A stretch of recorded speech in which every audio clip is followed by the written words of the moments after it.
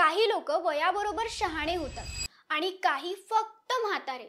पण जर तुम्हाला शहाणही व्हायचं असेल आणि तरुणही दिसायचं असेल तर आज मी तुम्हाला काही प्रॅक्टिकल आणि इफेक्टिव्ह अशा टिप्स सांगणार आहे. वैज्ञानिक दृष्टिकोनातून सिद्ध झालेले काही उपाय, 100% काम करणाऱ्या home remedies, anti ageing tips आणि प्रभावी अशा काही ट्रीटमेंट्सची माहिती देणार आहे. त्या सगळ्यांमधल्या 2 गोष्टी जरी तुम्ही तुमच्या स्किननुसार फॉलो केल्या तर तुमच्या चेहऱ्यावर असा ग्लो येईल, तुम्ही असे यंग दिसाल की लोकांना तुमचं खरं एज कळणारच नाही. चला तर मग सुरू करूया. सगळ्यात पहिले आपण बघूया होम रेमेडीज. मी तुम्हाला काही 2-3 इफेक्टिव्ह अशा होम रेमेडीज सांगते ज्या खरोखर कमालीचं काम करतात. त्यातलं सगळ्यात पहिलं म्हणजे ॲलोवेरा, जे आपल्याकडे इझिली अवेलेबल असतं. ॲलोवेरात व्हिटॅमिन सी आणि अँटीऑक्सिडंट असतात जे आपल्या त्वचेचं कोलॅजन बूस्ट करायला मदत करतात.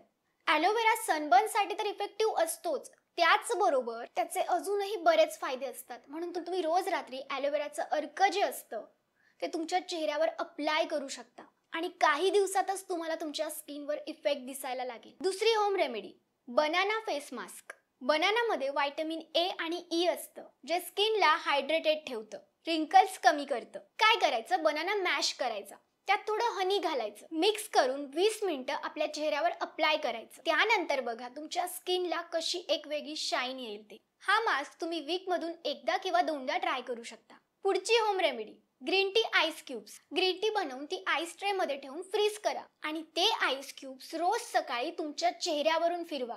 यामुळे तुमचे पोर्स टाईट होतील. आपल्या चेहऱ्यावर जो काही पफीनेस आलेला असतो, डोळ्यांखाली थोडी सूज असते, हे सगळं काही त्यामुळे दूर होतं आणि आपल्याला फ्रेश फील होतं. तर या झाल्या काही होम रेमेडीज. यांच्या बरोबरच आपल्याला रोज काहीतरी करायची गरज आहे आपल्या स्किनसाठी, ती म्हणजे केअर. आपल्या स्किनची काळजी घेणं, स्किन केअर करणं. स्किन केअरकडे आपण अजिबात लक्ष देत नाही आणि स्किन केअरच्या नावाने आपण फक्त फेस वॉश करतो, तोही साबणाने. बघा, सोप हे आपल्या चेहऱ्याच्या त्वचेसाठी हार्श असतात. हो, आपल्याला वाटतं की लहानपणापासून तर मी सोपच वापरतो ना, कुठे काय झालंय, पण फरक पडत असतो. आणि आता आपल्याला फेस वॉश बरोबर अजून काही गोष्टी आपल्या स्किन केअर मध्ये इन्क्लूड करण्याची गरज आहे. स्किन केअर बद्दल मी आधी सुद्धा व्हिडिओ बनवलाय. या व्हिडिओत सुद्धा मी त्या सगळ्या स्टेप थोडक्यात सांगते. सगळ्यात पहिलं म्हणजे क्लिन्झर. आपला फेस वॉश करायचा, एखाद्या माइल्ड फेस वॉशने, क्लिन्झरने जेंटली मसाज करून आपला फेस वॉश करायचा. ही झाली पहिली स्टेप. स्किन केअरमध्ये साधारणतः 5 स्टेप्स असतात आणि जर तुम्ही बिगिनर असाल, तुम्ही आताच स्किन केअर सुरू करताय, तर कदाचित तुम्हाला इतकं सगळं एकसाथ करणं थोडं बोरिंग वाटेल, किचकट वाटेल. म्हणून तुम्ही स्टार्टिंगला फक्त 3 स्टेप्स सुद्धा फॉलो करू शकता. पहिलं म्हणजे त्वचेला स्वच्छ करणं, म्हणजे फेस वॉश करणं, त्यानंतर मॉइश्चर देणं त्वचेला, आणि तिसरं म्हणजे प्रोटेक्शन. या 3 स्टेप. पण आता आपण पूर्ण 5 स्टेप बघूया. तर पहिलं आपलं क्लिन्झर झालं. दुसरं म्हणजे टोनर. टोनर हे आपला फेस वॉश करून झाल्यानंतर लावायचं. तुम्ही कोणतंही टोनर वापरू शकता. टोनर म्हणून तुम्ही रोज वॉटरचा सुद्धा वापर करू शकता. टोनर हे आपल्या स्किनच्या पीएच लेवलला बॅलन्स करतं, आपले पोर्स टाईट करतं, आपल्या चेहऱ्यावरचं जे एक्सेस ऑइल असतं ते काढून टाकतं. तिसरी स्टेप असते सिरम. सिरम हे आपल्या त्वचेला ट्रीट करतं, डीप हायड्रेशन देतं. सिरम मध्ये वेगवेगळ्या प्रकारचे सिरम्स असतात, वेगवेगळे ऍसिड बेस्डचे सिरम असतात जे आपल्याला वेगवेगळ्या प्रकारचे बेनिफिट्स देत असतात. तर आपण आपल्या स्किन टाईपनुसार आपल्याला जो प्रॉब्लेम असेल, सपोज आपल्याला पिंपल्स असतील तर आपण सॅलिसिलिक ऍसिड बेस्ड सिरम वापरू शकतो. आपल्याला हायपर पिगमेंटेशन असेल तर आपण हायपर पिगमेंटेशनसाठी ज्या गोष्टी महत्त्वाच्या आहेत त्या सिरम मध्ये असतील अशा प्रकारचं सिरम वापरू शकतो. आपल्याला आपल्या चेहऱ्यावर ग्लो हवा असेल तर आपण व्हिटॅमिन सी बेस्ड सिरम वापरू शकतो. चेहऱ्यावरचा टॅन काढून टाकायचा असेल तर ग्लायकोलिक ऍसिड बेस्ड सिरम वापरू शकतो. आपल्या चेहऱ्यावर हायपर पिगमेंटेशन असेल, डार्क स्पॉट्स असतील तर स्पॉटलेस सिरम वापरू शकतो. जसं की मी सध्या यूज करतेय बायोक्यूलचं हे स्पॉटलेस सिरम. हे डार्क स्पॉट्स आणि हायपर पिगमेंटेशन साठी बेस्ट आहे.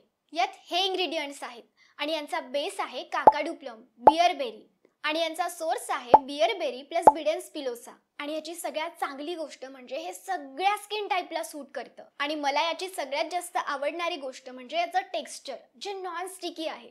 चेहऱ्यावर अजिबात हेवी फील होत नाही. आणि यानंतरची आपली पुढची स्टेप आहे मॉइश्चरायझर, जे आपल्या त्वचेला हायड्रेटेड ठेवतं, स्किन इरिटेशनला दूर करतं. मॉइश्चरायझरमुळे आपलं स्किन टेक्स्चर इम्प्रूव्ह होतं, स्किन स्मूथ होते, स्किनची इलास्टिसिटी इम्प्रूव्ह होते बऱ्याचदा आपण मॉइश्चरायझरला जास्त सिरियसली घेत नाही, पण मॉइश्चरायझर हे आपल्या स्किन केअरमध्ये असलंच पाहिजे. आता यानंतरची सगळ्यात महत्त्वाची स्टेप प्रोटेक्शन म्हणजे सनस्क्रीन.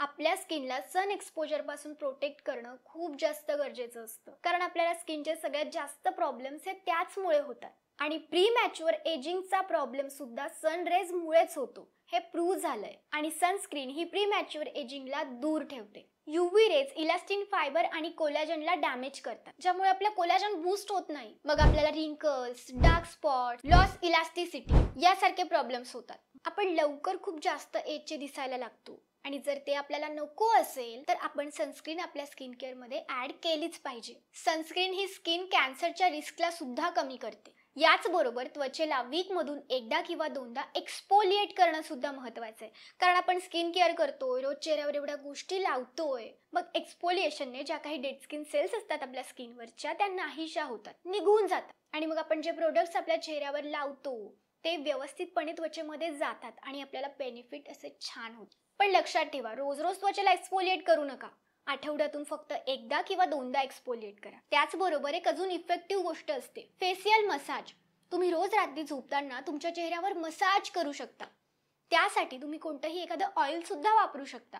आपल्या चेहऱ्यावर फेस ऑइलने हलक्या हाताने मसाज केल्याने आपलं ब्लड सर्क्युलेशन होतं, आपली स्किन टाईट होते, आपल्याला छान झोप सुद्धा लागते.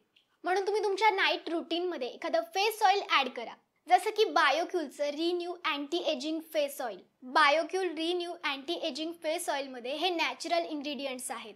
तसेच यात इफेक्टिव्ह हर्बल ऑइल्स आहेत, जे स्किनमध्ये सहज शोषले जातात आणि त्वचेला मॉइश्चर, इसेन्शियल न्यूट्रियंट्स आणि अँटीऑक्सिडंट पुरवतात, ज्यामुळे स्किन हेल्दी आणि ग्लोईंग बनते. या ऑइलचं टेक्स्चर लाईट वेट आहे आणि याचा स्मेल सुद्धा अगदी छान आहे. बघा, होम रेमेडीजने, स्किन केअरने आपण आपल्या त्वचेचे प्रॉब्लेम्स दूर करू शकतो, पण त्यासाठी थोडासा वेळ जाऊ द्यावा लागतो. आपल्याला थोडेसे पेशन्स ठेवावे लागतात. होम रेमेडीज सुद्धा नक्कीच काम करतात, पण आपल्या तितके पेशन्स नसतात.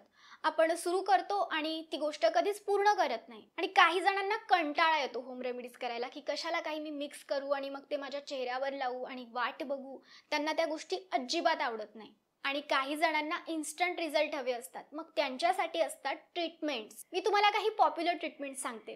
त्यातलं पहिलं म्हणजे बोटॉक्स आणि फिलर्स किंवा बोटॉक्स. यामुळे लगेच ती ट्रीटमेंट केल्यानंतर लगेचच आपल्याला फरक दिसतो. बोटॉक्स जे काही असतं त्यामुळे आपल्या रिंकल्स नाहीशा होतात आणि फिलर्समुळे आपली स्किन ही अशी पुन्हा भरदार दिसते. म्हणजे सपोज काहींना चीक बोन्स हवे असतील तर ते इथे फिलर्स घेऊ शकतात, ज्यामुळे त्यांचे हे चीक बोन्स दिसायला लागतात. काहींना जॉलाईन हवी असेल, काहींना चिन हवं असेल, त्या पद्धतीने ते त्या प्रकारचे फिलर्स घेतात. त्यानंतर मायक्रो निडलिंग. यामुळे कोलॅजन बूस्ट केलं जातं, ज्यामुळे आपली त्वचा टाईट आणि पूर्णपणे फ्रेश दिसते. त्यानंतर केमिकल पील्समुळे आपल्या चेहऱ्यावर ज्या काही डेड स्किन सेल्स असतात त्या पूर्णपणे नाहीशा करता येतात आणि आपली जी आतली छान त्वचा असते ती बाहेर येते. केमिकल पील हे जणू आपल्या चेहऱ्यासाठी एक रिस्टार्ट बटनच आहे. त्यानंतर लेझर ट्रीटमेंट्स. याबद्दल तुम्ही ऐकलं सुद्धा असेल.